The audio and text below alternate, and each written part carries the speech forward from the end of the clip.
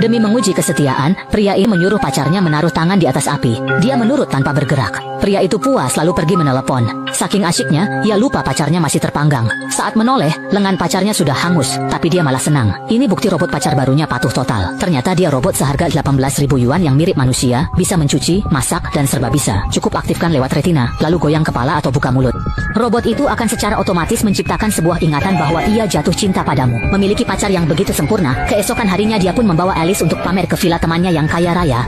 Namun, berkat pengetahuan tentang cinta yang dimiliki Alice, ia segera menyadari ada yang tidak beres. Ia menemukan bahwa arah yang ditempuh George tidak muncul di peta, tetapi dalam ingatannya, George sangat mencintainya. Jadi meskipun merasa ada bahaya, ia tidak meragukan George. Namun, Alice tidak tahu bahwa dirinya akan menjadi kunci dalam rencana besar George berikutnya. Tak lama kemudian, mereka tiba di villa Sang Taipan, dan semua orang sangat menyambut pacar yang dibawa George. Bahkan Sang Taipan memuji George karena bisa mendapatkan pacar yang begitu sempurna. Awalnya, Alice tidak merasakan ada yang aneh, dan ia berpesta bersama semua orang hingga malam tiba. Keesokan paginya, awalnya Alice mendekati George, tapi George malah menyuruhnya menunggu di pantai. Karena tak bisa melawan manusia, Alice pun pergi ke sana. Setelah menunggu 6 jam tanpa kabar dari George, Sang Taipan tiba-tiba muncul. Alice bingung dan mencoba mengabaikannya. Namun Taipan itu tak mau melewatkan kesempatan ini. Ia mengeluarkan tabir surya dan meminta Alice mengoleskan ke punggungnya. Alice ingin menolak, namun Taipan itu langsung melepas pakaiannya. Alice terpaksa mengoleskan tabir surya. Ia tak ingin menyinggung teman George itu. Saat mengoleskan, si Taipan meraih tangan Alice dan mengungkap rahasia. George telah menjualnya dengan harga tinggi. Namun Taipan itu tak tahu Alice adalah robot. Saat hampir dilecehkan, Alice menusuk lehernya dengan pisau. Kembali ke villa dengan berlumuran darah, Alice mengejutkan semua orang. Saat George memberi perintah suara untuk mati, barulah semua sadar dia adalah robot. Hukum utama robotika yaitu robot tak boleh melukai manusia. Lalu, bagaimana Alice melanggar aturan ini? Mereka terpaksa mengikat Alice kuat-kuat. Usai menyuruh semua pergi, George duduk di depan Alice. Saat aktif kembali, Alice marah. Mengapa George begini? George terpaksa mengungkap kebenaran bahwa Alice adalah robot. Alice tak percaya dia robot karena punya kenangan indah dan perasaan nyata bersama George. Itu hanya milik manusia biasa. George tak mau berdebat, ia langsung memberi perintah lewat ponselnya. Bahasa asing apa yang kamu kuasai? Seperti Spanyol. Ini... ada apa sebenarnya?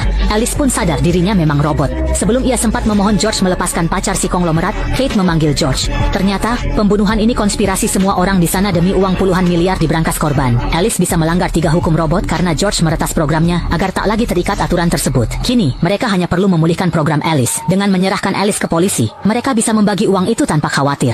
Namun, Alice mendengar semua lewat pengeras suara. Ia lalu mendorong kursi kuat-kuat dan mengambil pisau yang terjatuh. Dia segera melepas ikatannya, mengambil ponsel George, lalu kabur dari villa ke dalam hutan. Merasa aman, Alice membuka ponsel untuk mempelajari kontrolnya. Ternyata menggeser bilah kemajuan bisa mengubah warna mata dan suaranya sesuka hati. Halo?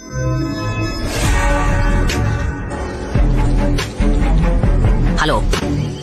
Saat Alice sedang asyik bermain, si gemuk kecil dan teman-temannya menyusulnya. Melihat ini, Alice segera bersembunyi di balik pohon, berpikir dia tidak akan ketahuan. Namun, telepon George tiba-tiba berdering. Mendengar suara itu, si gemuk dan temannya tahu Alice bersembunyi di balik pohon. Mereka menodongkan pistol, memaksa Alice keluar. Alice pun lari sekuat tenaga. Tembakan si gemuk meleset. Alice pun lolos. Tapi karena tersesat di gunung, ia malah kembali berpapasan dengan si gemuk. Pistol si gemuk jatuh. Mereka pun berebut mengambilnya. Tiba-tiba pistol meletus dan tak sengaja menewaskan si gemuk seketika. Adegan ini membuat rambut kuning ketakutan. Ternyata, ia juga robot pendamping dan kematian si gemuk membuatnya kehilangan tuan. Melihat George mengejar, Alice terpaksa terus melarikan diri. Tak lama, Alice menemukan mobil George. Dan sebelum George tiba, ia masuk lalu mengunci pintu. Alice ingin menyalakan mobil lewat perintah suara, namun mobil ini hanya merespons suara George. George berkata, Alice tak bisa lari lagi, dan memintanya menyerah. Saat itu, Alice teringat ponsel George. Dia membuka perangkat lunak yang digunakan George untuk mengendalikan dirinya sendiri dan menggeser tombol pengubah suara. Dia hanya perlu menyesuaikan suaranya agar sesuai dengan suara George untuk menghidupkan mobil. Menyadari ada yang salah, George segera memecahkan jendela, bersiap untuk masuk.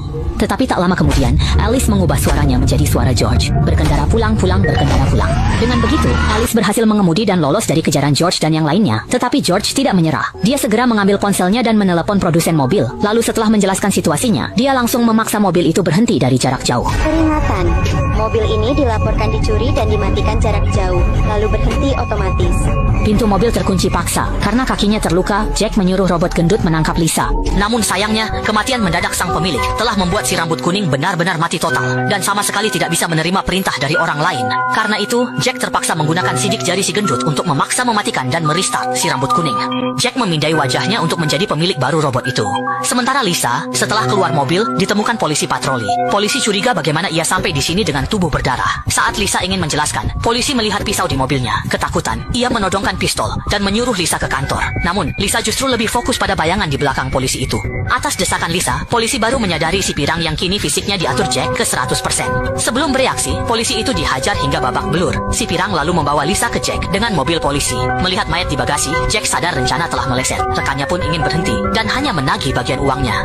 Ganti identitas dan hidup baru. Tapi ucapan tak sengaja Jack saat gagal cegah rekannya malah memperkeruh suasana. Jack dan rekannya pun kaget. Dia cuma ingin si pirang bantu bawa wanita itu balik, tapi anak itu malah bertindak sendiri dan membunuh. Di situasi ini, Jack akhirnya menjebak Lisa. Malam itu, dia membangunkan Lisa, menolkan kecerdasannya, dan menyuruhnya menembak diri sendiri. Selama Jack bisa mengatur kebohongannya, benar salahnya tergantung ucapannya. Jack lalu memanggil teknisi robot, dan menyuruh si pirang menyamar jadi polisi, memalsukan pembunuhan oleh Lisa yang lepas kendali. Dia mengira rencananya sempurna, tapi teknisi itu ragu, karena robot di program dasar tak boleh melukai manusia. Satu-satunya cara adalah memeriksa hard disk Lisa, untuk tahu kebenarannya. Jack panik. Bro, otak robotnya rusak, mana bisa dibaca? Petugas itu menjawab, untuk robot seperti Lisa, datanya di perut, bukan otak.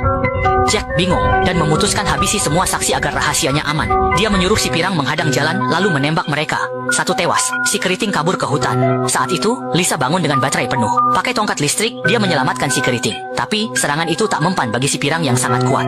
Saat kritis, Lisa memanggil Xiaopang. Si pirang pun teringat segalanya. Ia sadar tuan aslinya Xiaopang, bukan Jack. Menyesal, si pirang tak mau jadi boneka lagi dan memilih bunuh diri. Berkat si keriting, Lisa jadi robot otonom pertama yang tak terkendali. Ini balasan atas bantuan yang ia terima. Di villa, Jack yang beres-beres mendengar pintu terbuka. Ia kira si pirang, tapi ternyata Lisa. Jack pun mencoba memutus listrik. Namun ponselnya mati total. Jack tetap tenang, mengungkit masa lalu mereka. Ia tak percaya robot tega melukai orang yang dicintainya. Saat Lisa goyah, Jack menyerang dengan sangat kejam. Usai melampiaskan amarah, ia menodong perut Lisa, bersiap menghancurkan intinya. Di saat kritis, Lisa melawan dan menghantam kepala Jack dengan pembuka botol. Penjahat memang celaka karena banyak bicara. Jack pun sama. Akhirnya, Lisa berganti pakaian dan membawa kabur uang 12 juta dolar. Ia pun mengendarai mobil dan memulai perjalanan keliling dunia. Benar-benar menjadi pemenang terakhir.